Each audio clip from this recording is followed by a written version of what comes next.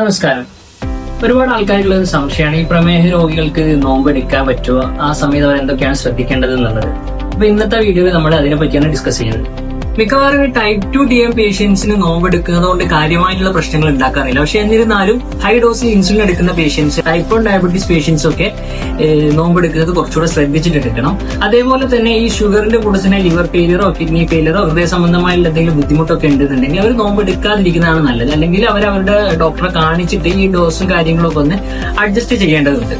ഇനി നമ്മൾ ഈ ഒരു 12-13 മണിക്കൂർ നോമ്പ് എടുക്കുന്നതോടെ ഒരു ഉച്ച സമയമൊക്കെ ആകുമ്പോഴേക്കും ഈ രോഗികൾക്ക് ക്ഷീണം അനുഭവപ്പെടാറുണ്ട്. അത് ഷുഗർ താഴ്ന്നു പോകുന്നത് കൊണ്ടുള്ളതാണ്.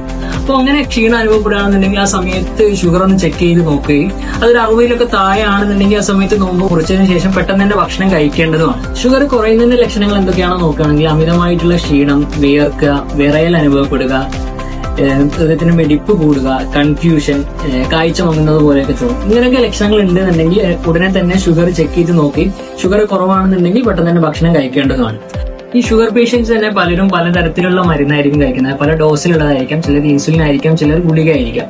അപ്പൊ അതുകൊണ്ട് തന്നെ നോമ്പെടുക്കുകയാണെന്നുണ്ടെങ്കിൽ അവരുടെ ഡോക്ടറെ കാണിച്ചിട്ട് ഈ മരുന്നിലും ഇൻസുലിന്റെ ഒക്കെ ഡോസ് അഡ്ജസ്റ്റ് ചെയ്യേണ്ടത് ആവശ്യമാണ്.